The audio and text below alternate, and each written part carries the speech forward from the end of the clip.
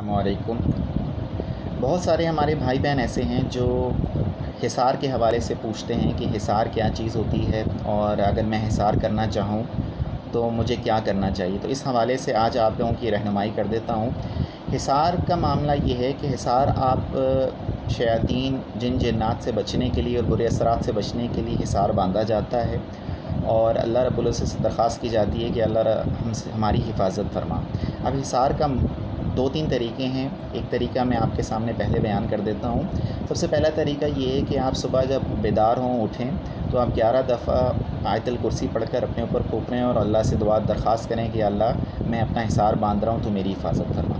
اس طرح سے مغرب کی نماز کے بعد بھی 11 دفعہ آیت الکرسی پڑھ کے اپنے اوپر پھونک لیں اور اللہ سے درخواست کریں کہ اللہ یہ میں اپنا حصار باندھ رہا ہوں تو میری حفاظت فرما۔